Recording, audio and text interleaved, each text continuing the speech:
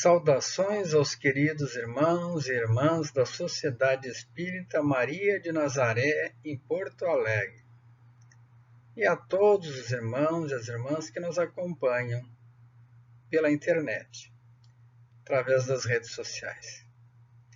Eu me chamo Iraci de Oliveira, sou trabalhador do Instituto Espírita Terceira Revelação Divina, aqui da Zona Sul de Porto Alegre.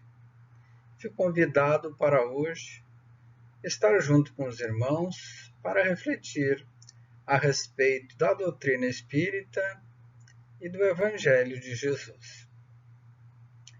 É uma honra, e uma gratidão de nossa parte esse convite de estar aqui hoje nesta sociedade centenária, 100 anos está completando agora em junho de existência, contemporânea da nossa Federação Espírita do Rio Grande do Sul, ou seja, uma sociedade que há 100 anos planta e semeia a árvore do Evangelho de Jesus e da doutrina espírita na nossa cidade, no nosso estado e além.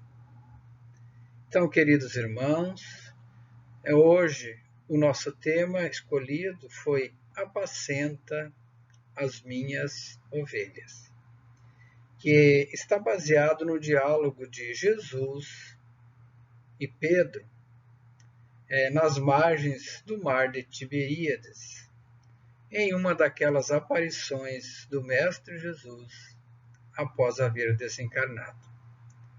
Este diálogo consta do Evangelho de João 21. Assim, antes de entrarmos propriamente no tema do dia, convidamos a todos e a todas a elevarem pensamentos e sentimentos a Deus Pai de infinito amor e bondade, ao Mestre Jesus e aos mentores espirituais da Sociedade Espírita Maria de Nazaré, para que juntos, uníssonos, possamos alcançar os objetivos deste encontro, que é a divulgação, a compreensão e a vivência do Evangelho de Jesus, o Evangelho redivivo, à luz da doutrina espírita. Vamos então ao nosso tema de hoje. Apacentar. Apacentar se refere a exercer a função de bom pastor, a função de guiar, de levar ao pasto, nutrir, cuidar, vigiar, alimentar. E no caso da doutrina espírita e do Evangelho de Jesus, é o alimento espiritual de que todos nós necessitamos, por meio desta doutrina de luz, de amor e de boa convivência entre irmãos, convivência fraterna entre todos nós. Somos seres individuais, singulares, únicos, no sentir, no pensar e no agir. Somos espíritos únicos, em diversos estágios de evolução e compreensão da nossa vida, de quem somos, o que estamos fazendo, se estamos agindo bem ou não. Porém, em razão desta singularidade, nos diferencia uns dos outros. Diferença essa que vem a somar para o nosso progresso. Se fôssemos todos iguais, provavelmente não teríamos a lei de progresso em ação. Mas como uns incentivam os outros, assim vamos crescendo, juntos, como irmãos. Então, sem a individualidade e sem consciência de nós mesmos, seria como se não existisse. Seria como se mergulhássemos em um mar de panteísmo. né? Onde todos seríamos iguais. Precisamos sim buscar essa igualdade no pensar, no agir, né? No bem, ou seja, igualdade de propósitos. Isso é fundamental para que cresçamos como sociedade e como humanidade. Propósito de homens de bem. Mas por vezes ansiosos por mudar o mundo, os outros, e orgulhosos das nossas posições que ocupamos ou do nosso saber, acabamos por alimentar antagonismos, como aqueles de natureza moral, religiosa, política, econômica e social, dentre outras tantas, que nos levam a sofrimentos individuais e coletivos. E daí sim, ficamos sujeitos aos reveses da lei de causa e efeito. Portanto, será preciso aprendermos a controlar os nossos instintos, por vezes ainda agressivos, e apacentar então as nossas emoções, os nossos pensamentos, convertendo-os, aqueles sentimentos inferiores, em virtudes ou sentimentos superiores. É como converter o egoísmo em altruísmo por meio da empatia, da capacidade de nos colocarmos uns no lugar dos outros e se sentir como ele. A maldade em bondade, pelo bem proceder, pelo exercício da benevolência e o amor ao próximo. O ressentimento em perdão, pela compreensão de nós mesmos, das nossas imperfeições e do outro. A fé cega, em fé raciocinada, por meio do estudo, da compreensão e da elevação do entendimento de nós mesmos e do mundo em que vivemos, pela conversão do ódio em amor, pelo desejo de bem a todas as criaturas. E conversão, então, do sofrimento em felicidade, pois a felicidade é o propósito pelo qual Deus nos criou, para evoluirmos, alcançarmos a perfeição e chegarmos à felicidade. Mas por vezes nos sentimos tristes, aflitos no nosso dia a dia. Mas Jesus mandou um Consolador, né? O Espiritismo. E Deus nos enviou o Cristo, o primeiro Consolador. E quando esses Consoladores, esses mestres da humanidade, ou aquela pessoa querida que está entre nós parte para o mundo espiritual, por vezes nos sentimos um tanto quanto aflitos, perdidos e desorientados. Jesus esteve na Terra por 33 anos e por 3 anos reuniu os seus apóstolos e os seus discípulos e os ensinou por meio de ensinos, de parábolas e do exemplo de como fazer. Mas Jesus partiu daquela forma que todos nós conhecemos pelo Evangelho, condenado e morto na cruz. Então aqueles que eram seus seguidores se sentiram tristes naquele momento. Mas Jesus veio para consolar. Então ele se materializa após haver desencarnado por várias vezes e se apresenta àqueles que com ele caminharam durante aqueles 3 anos de divulgação do seu Evangelho. Primeiro, ele apacenta o coração das mulheres que estavam aflitas, ao aparecer a elas lá no sepulcro ou no cemitério. E mais tarde, aparece aos discípulos no caminho de Emaús, que se deslocavam de Jerusalém para Emaús, também pensativos e tristes com todos aqueles acontecimentos.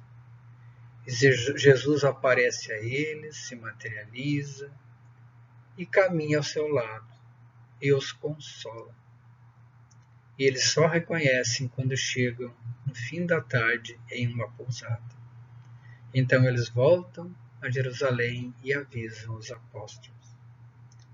Assim como Jesus tinha dito às mulheres que fossem e avisassem os outros, né? Eles também voltam a Jerusalém. E na casa, então, onde se encontravam os apóstolos, alguns deles ainda aflitos e com medo de também terem o mesmo destino de Jesus, então Jesus vem até eles e diz: eu vos trago a minha paz, né? Ou a minha paz esteja convosco. Nesse dia não estava Tomé, né? E depois eles contaram a Tomé a história e Tomé disse que só acreditaria vendo, né? Teve dúvidas. Em uma ocasião posterior, então, ele novamente vem até eles e dessa vez está Tomé. Então ele diz: Tomé, vem, toca na minha chaga, toca na minha ferida. E Tomé viu, se maravilhou e acreditou. E Jesus diz a ele: bendito és Tomés, porque vendo acreditastes. Mas mais benditos são aqueles que mesmo não vendo, acreditaram. Ele está nos chamando à fé na vida futura. Ele está nos demonstrando que somos seres imortais. O que morre é o nosso corpo, o nosso espírito permanece, né? Esse não perece com a morte do corpo. Então estavam no mar de Tiberíades, né? Ele aparece também a eles no mar de Tiberíades, onde estavam os apóstolos, que nós falaremos mais a seguir. Mas antes, Jesus aparece a Paulo no caminho de Damasco e pergunta, aquela célebre pergunta: Paulo, no caso, Saulo, Saulo, por que me persegues? E Saulo, ou Paulo, então compreende o chamado de Jesus. Jesus aparece a Ananias, que também estava irresignado com o comportamento de Paulo, que perseguia os cristãos. Pacifica, apacenta o coração de Ananias, que dias depois vai curar a cegueira de Paulo, cegueira essa que ele tinha adquirido lá, naquele momento da aparição de Jesus. Aparece também na Bretanha, né, aos 70 da Galileia, e no dia em que ascende os céus, e nesse dia ele diz: eu vou para o meu Pai preparar-vos o caminho para vós, e lá estarei esperando por todos, né? Então Jesus veio para apacentar os nossos corações nesses momentos de aflição. E pelas suas materializações ou as suas aparições, após haver desencarnado, vem demonstrar para nós a grande novidade, a grande boa nova da prevalência do espírito em relação ao corpo perecível. Então estavam juntos Simão Pedro, Tomé, o Dídimo, Natanael e os filhos de Zebedeu, na casa de Pedro. E Pedro também estava ainda aflito. Se sentia aflito, agoniado por tudo que tinha acontecido e pela partida do seu mestre. Um tanto desorientado, sem saber direito o que fazer. Então ele resolve retornar à sua vida e diz aos outros: vou pescar. E eles dizem a ele: nós também vamos contigo. Pegaram seus barcos e foram para o mar da Galileia, ou o mar de Tiberíades, pescar.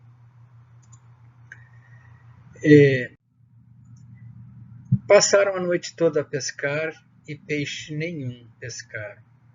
Então, já pela parte da manhã, no clarear do dia, no alvorecer, naquele crepúsculo ainda do amanhecer, percebem alguém à beira da praia. E inicialmente não reconhecem, né? Mas então João percebe e diz: é o mestre, né? Então eles se aproximam ao barco, da beira da orla, em torno de 100 metros ainda, e ele pergunta a eles: filhinhos, pegaram alguma coisa? Tem algo para comer? E eles dizem que não tinham pescado nada aquela noite. Então ele diz: joga a rede à direita do barco e terás peixes. Então eles jogam a rede e pescam 100 grandes peixes que quase não conseguiram carregar. Depois disso, Pedro se joga em direção a ele e vem. E os demais arrastam então a rede, preparam a ceia da manhã e juntos, né, se alimentam. Jesus trazia 3 pães, né, e mais os peixes. Conversaram, tiveram momentos ali de convivência e de aprendizado. E no fim, então, daquele cear do amanhã, da ceia, do café da manhã, Jesus chama Pedro para o lado e para uma conversa em particular. E começa dizendo a Pedro: a Simão, Pedro, filho de João, tu me amas mais do que a estes? Ele lhes diz: sim, Senhor, tu sabes que te amo. Então Jesus diz: alimenta os meus cordeiros. Prestemos atenção nesta pergunta. Geralmente, quando queremos nos dirigir ao nosso filho, se normalmente se chama Marquinhos, vem aqui, né? E aquela coisa sem muita intenção, né? Sem muita energia. Agora, quando queremos falar algo sério para um filho, ou um pai, uma mãe quer falar algo sério para nós, a gente ouve aquele chamado diferente. Marcos, venha cá, precisamos conversar. E ele entende que se trata de uma conversa séria. E Jesus diz: Simão, filho de João, tu me amas mais do que a estes? Ele qualifica esse chamado. Pedro inicialmente diz: tu sim, Senhor, tu sabes que te amo. Ele não diz te amo. E Jesus torna a perguntar pela segunda vez: Simão, filho de João, tu me amas? E ele lhes diz: sim, Senhor, tu sabes que te amo. E Jesus diz: apacenta as minhas ovelhas. Lembrando que, conforme falamos antes, apacentar é a função do bom pastor. Aquele que guia, que leva o pasto, que nutre, que cuida, que vigia. Ou que leva a palavra da boa nova, a palavra que consola e esclarece.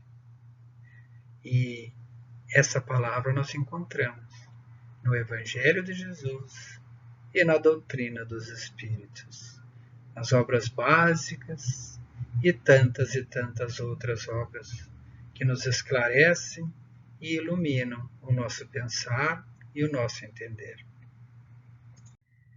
Então Jesus diz pela terceira vez: Simão, filho de João, tu me amas? Então Pedro entristece-se por ter Jesus dito pela terceira vez: tu me amas? E ele diz: a Jesus, né? Senhor, tu sabes de todas as coisas, tu sabes que te amo. Então Jesus diz: apacenta, cuida, alimenta, pastoreia as minhas ovelhas. E por que será que Pedro não conseguiu dizer a Jesus: eu te amo? Jesus, né, está dando 3 oportunidades a Pedro. Voltando um pouco nos evangelhos, lembramos que na noite em que Jesus foi preso, Pedro teve 3 oportunidades de confirmar Jesus. E ele fracassara. Ele estava envergonhado, se sentia aflito por não ter dado testemunho do Senhor. Ele tinha consigo aquela tristeza do seu fracasso interior. Então Jesus lhe oferece 3 oportunidades de redenção, né? A bondade de Deus, a bondade de Jesus, de que para cada erro nosso nós temos uma oportunidade de reparação. Aí é o motivo, né, que Pedro estava tão envergonhado e tão triste. Jesus toca a nossa alma, sabe do que precisamos, quais são os nossos sentimentos, as nossas aflições.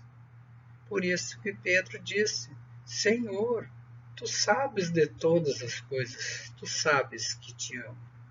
Né? Estava dizendo para Jesus: sabes o que eu estou sentindo? E Jesus, por certo, sabias. Então Jesus diz a ele que apacenta as minhas ovelhas. E Jesus prossegue então, falando a Pedro: na verdade te digo, que quando eras jovem, vestia-se e ia para onde querias. Quando envelhecerdes, estenderás tuas mãos, e outros te vestirão, e o levará aonde não deseja ir. Disse Jesus isso, indicando a morte gloriosa que Pedro teria.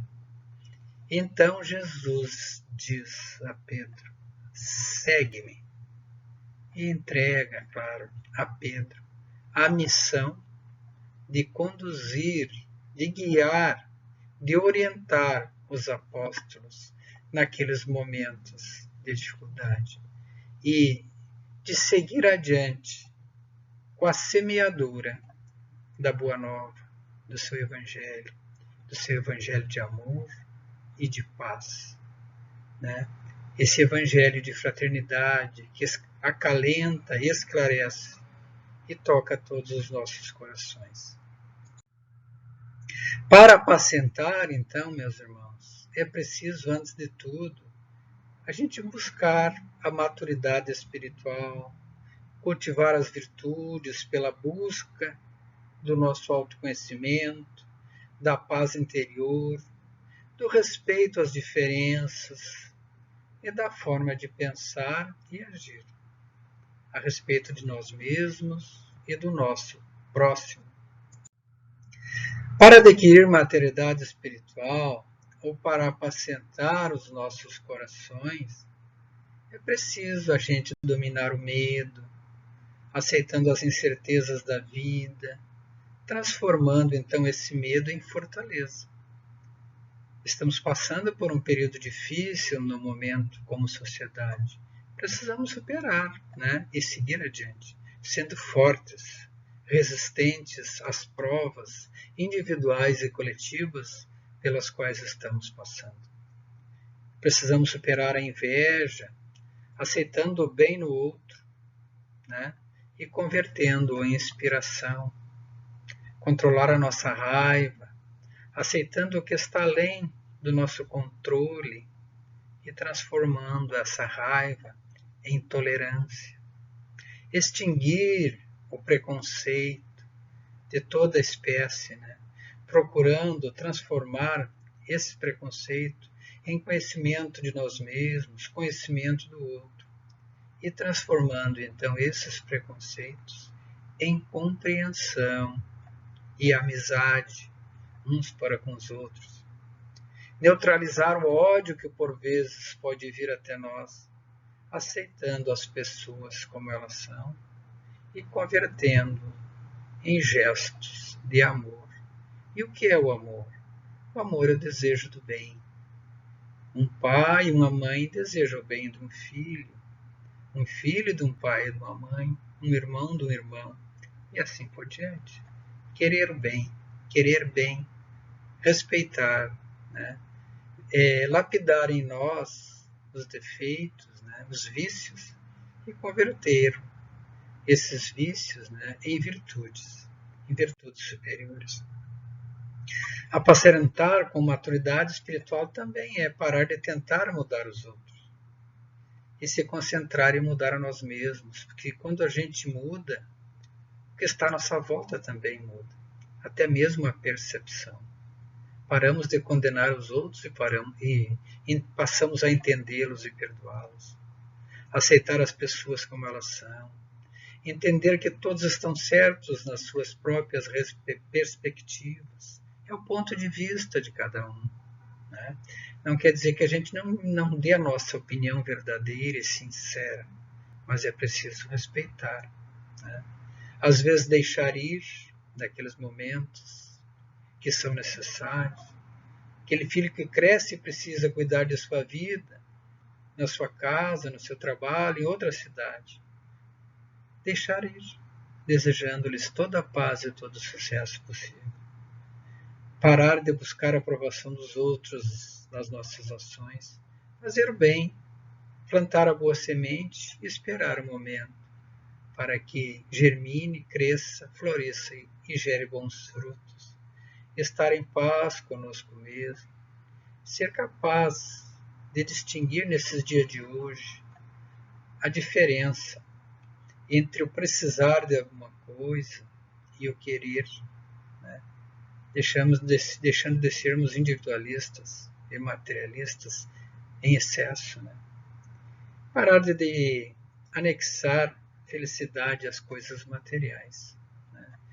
Valorizando também, principalmente, as coisas do espírito.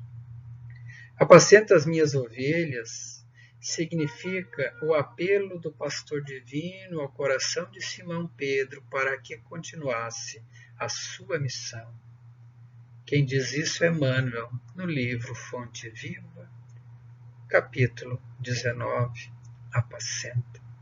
E diz ele também, vendo a humanidade como seu rebanho, Jesus não recomenda drásticas medidas de disciplina compulsória e nem violentar consciências, nem gritos, nem xingamentos, muito menos comunicação violenta, nem castigo, nem imposição, dando a liberdade de pensamento e de expressão a todos, nem abandono aos infelizes, nem flagelação dos transviados, nem lamentação, nem desespero, mas que fortaleçamos a coragem da fé.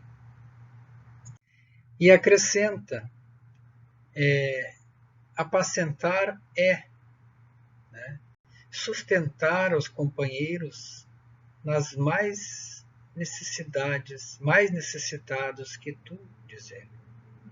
É o equivalente a dizer ajudar o próximo em vez de vergastá-lo, de açoitá-lo. Educar sempre todos aqueles que estão no nosso ciclo de convivência, pelo bom exemplo, né, pelo bom comportamento e o bem proceder.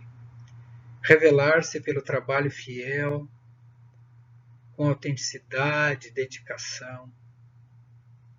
Se plantar o bem, diz ele, o tempo se incumbirá da germinação.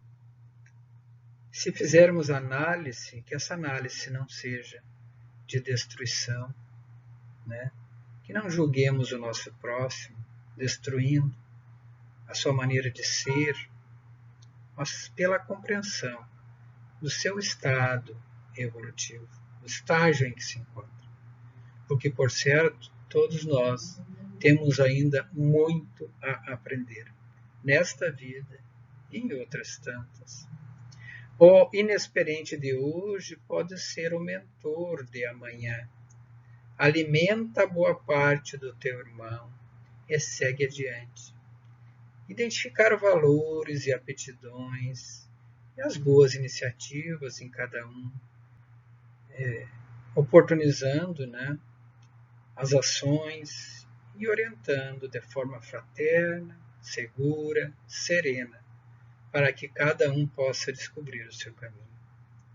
E diz Emmanuel que a vida converterá o mal em detritos, e o Senhor fará o resto. Isso ocorre quando a gente conquistar a nossa paz interior, aquela paz decorrente do sentimento, do dever cumprido, da prática, do amor, da caridade, da indulgência, da benevolência, do perdão, até mesmo o nosso auto-perdão, que precisamos tanto para superar os nossos pesos que por vezes carregamos desta e de outras existências. Concluindo, apacenta também oferecer o alimento espiritual, como ensinou Jesus ao falar das boas aventuranças. Bem-aventurados os pacificadores, porque eles serão chamados filhos de Deus. Aqui o Mestre está a nos ensinar sobre as virtudes do altruísmo e da empatia e da comunicação não violenta, como forma de conter a propagação das angústias, da violência e do desespero. Como os verdadeiros cristãos que somos possuidores, o alcançaremos então a prática da paciência e da ciência, da paz nas nossas relações. Bem-aventurados os mansos, porque herdarão a terra. Jesus nos chama a atenção para as virtudes da mansuetude, como antídoto da agressividade e de toda espécie de antagonismo que por vezes ainda observamos na Terra. E a Terra regenerada, com o planeta de regeneração, habitadas por pessoas mais voltadas então à justiça, o amor e a caridade. Que possamos herdar essa terra, mas para isso que possamos fazer a nossa parte hoje, para que esse mundo chegue o quanto antes, para que nela possam viver pessoas com corações apacentados, capazes de cuidar e alimentar a si mesmas e ao próximo, e de viver em verdadeira fraternidade. Bem-aventurados os pacificadores, os mansos e os pacíficos, que herdarão a terra, diz Jesus.